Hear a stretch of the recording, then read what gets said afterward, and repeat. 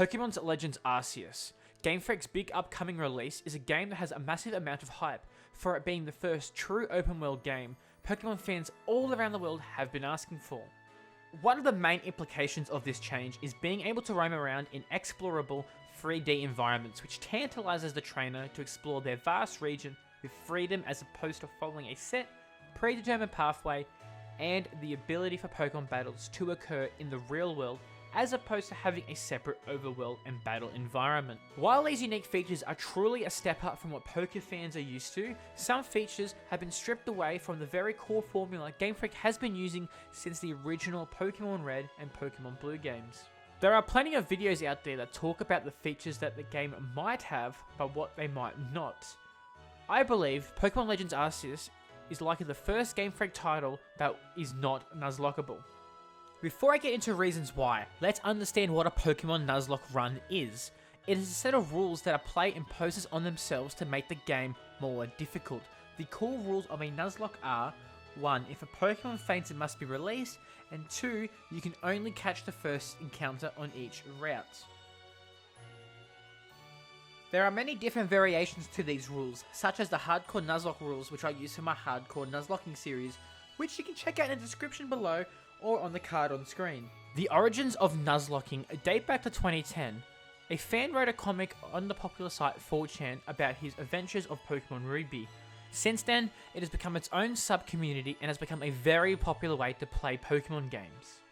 The main objective of Pokemon Legends Arceus is for you, the player, to fulfill the very first Pokédex of the Usui region, which later becomes the Sinnoh region.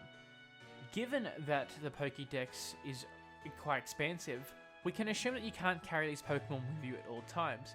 So, in theory, there should be some form of box mechanic similar to the PC and all the other generations of Pokemon.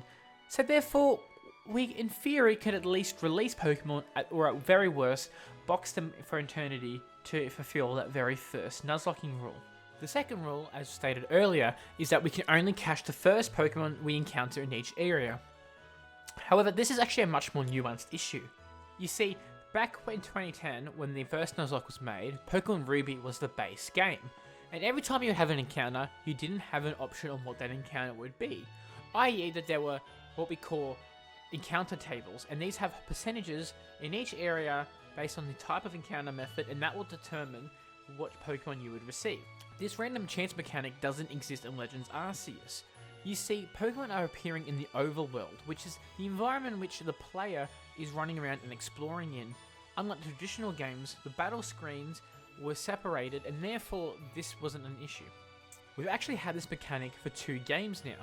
You see, back in Pokemon Let's Go, they introduced this mechanic for the whole majority of encounters, but people like Twitch streamers and YouTubers got very creative, and they put blindfolds on or looked away so that they could kind of get the encounter and then catch it safely, sort of keeping that randomness as much in check as humanly possible.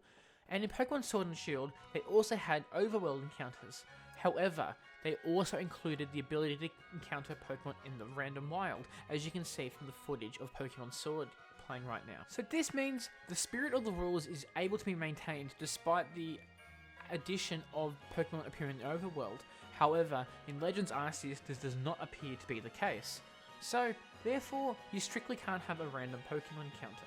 The other factor, which we haven't considered yet, is because this is an open world RPG game, areas are much less distinctive. While you might have caves which are much more obvious and much more of different seasonal weathers, which determine, a snowy region, for example, to a barren region to a beach area, it is much more difficult in between because these worlds are typically interconnected, and so the transition between biomes is much more gradual in order to make the world feel like it's connected. And this interconnection might make it difficult to determine if a Pokemon is caught in a particular area, which one it relates to. So this whole concept of catching Pokemon in particular areas is much, much more difficult. You see, in the latest trailer that was just released last week, we can say the Pokédex actually shows the location of a caught Pokemon. So we can rely on this for that purpose, however it is much more difficult.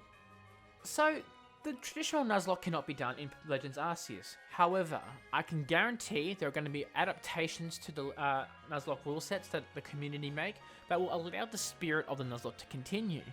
What's one thing that's interesting to note about this is that Legends Arceus is one of the first Pokemon games to also have a failure state directly for the player.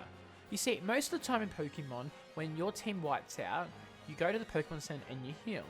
So you'd only really lose a Nuzlocke run in theory when you have no Pokemon left. But this is not the case in Legends Arceus. You see, in Legends Arceus, the Pokemon in the wild, if they're aggressive, can directly attack the player. And if the player takes enough hits, they will actually faint. This creates a failure state directly, resulting in the player effectively dying in the same way a Pokemon would. So I expect in the future, a Nuzlocking run would be void if the player were to die during the process, and this is going to be a very interesting nuance when we see the release of the Legends Arceus games. And if you enjoyed this video, please consider pressing the like button. As this is new content for me, I'm trying to discover if this is the sort of content I want to make going forward, or if I would prefer doing gameplay stuff. So definitely press the like button if you liked the video, and if you have anything to add to the discussion, please put them in the comment section below. I'm very curious to hear what you guys have to think on this issue of Nuzlocking in Legends Arceus. And if you guys enjoy Nuzlocking content, I'd recommend you follow my Twitch channel, twitch.tv/ShimeinoBenno. I'm currently running Emerald Kaizo, which is a difficult ROM hack of Pokemon Emerald in a hardcore Nuzlocke rule set. And I'm going to do other challenges in the future, and I'm excited to announce them when they come out and put them onto YouTube. But that's it for me today, guys. Farewell, and I'll see you all next time.